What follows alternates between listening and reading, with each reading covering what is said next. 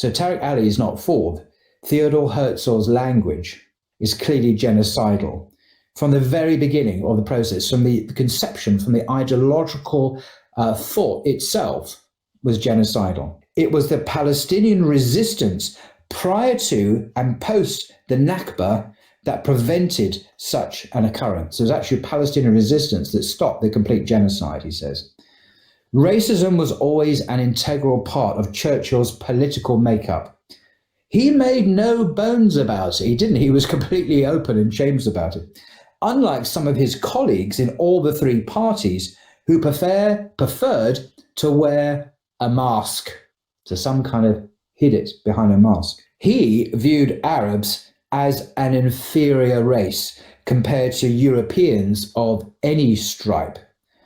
In the case of Palestine, he accused the Arabs of behaving like, quote, a dog in the manger, a view he spelled out in his evidence to the Peel Commission, set up in 1936 to report on the Palestinian uprising then in motion and which had paralyzed the country. So this is actually a very famous paragraph I'm now going to read.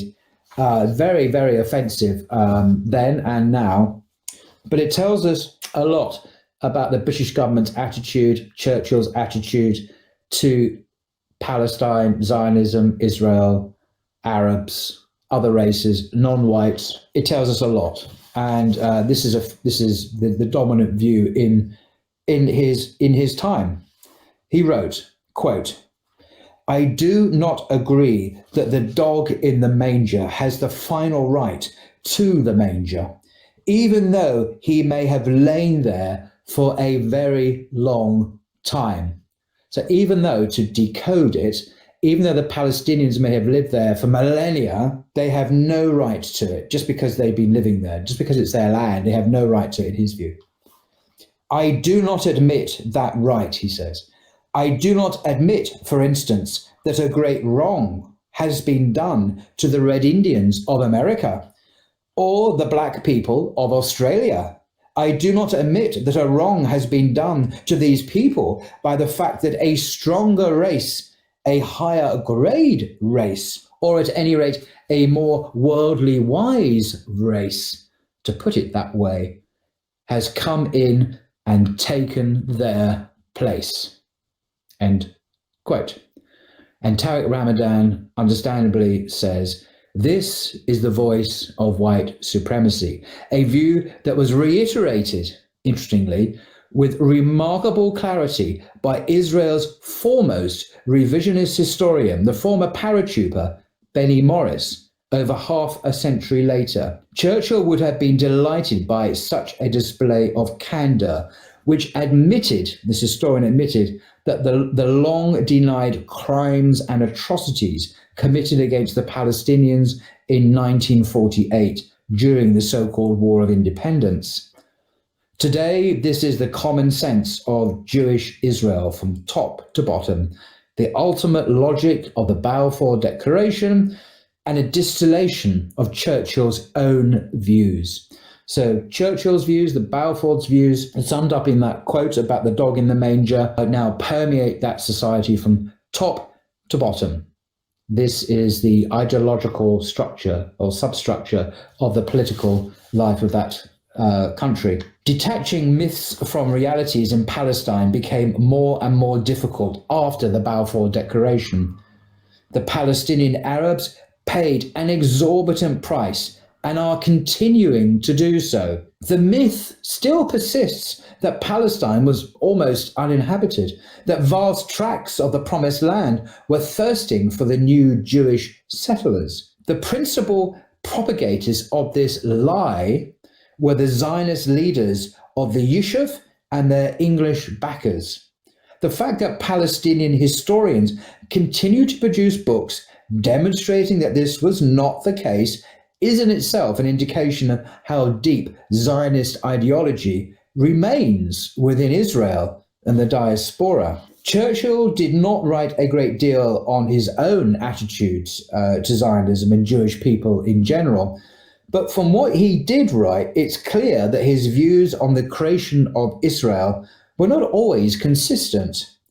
His reasoning veered from pure instrumentalism, it would be of use to the British Empire in the region filled with such enemies, i.e. the Arabs, to civilizational racism, with anti-Bolshevism playing its part as well. The Jews were an ancient race, the chosen people, and ipso facto superior to the Arabs. This view was spelt out in what appears to be Churchill's lengthiest pronouncement on the subject, an article published on page 5 of the Illustrated Sunday Herald in 1920.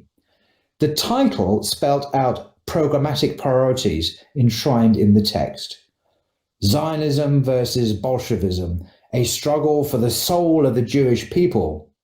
Some people like Jews and some do not, Churchill informs the reader. But no thoughtful man can doubt the fact that beyond all question they are the most formidable and most remarkable race which has ever appeared in the world. End quote. On one level, this was surprisingly generous, since he did not add a qualifier that specified after the English, of course, or words to that effect. More importantly, the notion itself is nonsensical and a throwback to Old Testament literalism. Surely Churchill knew English history well enough.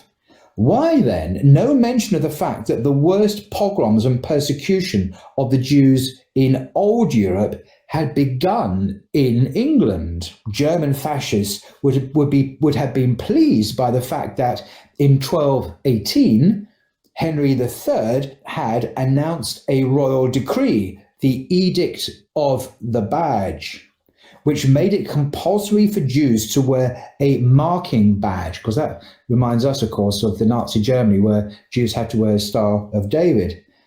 But they were required to wear something similar in the 13th century in England, amazingly. 60 years later, pogroms carried out by thieving barons led to the killing of over 1,000 Jews, 500 in London alone. The so-called Edict of Expulsion was issued by Edward I in 1290. All the Jews were rounded up and expelled, their property looted, and the blood libel charge spread with a zeal that Goebbels would have envied. A classic case of what's past is prologue. Some of the Jews fled to France. Others found a haven in Muslim Spain, Andalusia, of course, where there were large and free Jewish communities participating on every level of the state. I'm going to end there. I could go on. There's much fascinating detail, historical detail here. But that last sentence here, after the pogroms and persecutions of Christian Europe, because this is the height of the Middle Ages, when people were God-fearing Christian folk, and the church had power, total power, in England in the 12th and 13th century. Jews were persecuted, expelled, murdered in vast numbers. Some fled to France, but many found a haven in the Muslim world, where they were large and free Jewish communities, free in the Muslim world, participating on every level of the state. Isn't that interesting? The contrast to the way Christian Europe treated the Jews and how the Muslim world treated the Jews. Anti-Semitism, in its proper historic definition, is, I would argue, a Christian virus. We even see it arguably in the New Testament, in the Gospel of John, for example, where Jesus speaks about the Jews as if they were some kind of, your father, Satan, Jews, your father is Satan. Very kind of extreme language, which of course was picked up later in the church as it became increasingly anti-Semitic in the 3rd and 4th centuries. The Muslim world is very different, and they welcomed Jews, and Islam saved Jewry, to quote from the title of a very famous and celebrated article, which you can Google, by an American professor, Jewish professor, who acknowledged how vital the Islamic world has been to save the Jews over the centuries. And I only stress all this historical stuff because how different it is since 1948, when anti-Semitism, well, the relations between Jews and Muslims have taken a very different turn because of the ethnic cleansing of Palestine and the continued attacks on Palestinians up to today. And it's just getting worse and worse, obviously. We know all about this. So I do his crimes. He was guilty, it seems, of many terrible war crimes, crimes against humanity, in fact. And many of them are listed in gruesome detail in this book. And his legacy endures and influences politics today, attitudes today towards the Arabs, towards the Palestinians, and towards Zionism. So this really matters that we understand what on earth's going on.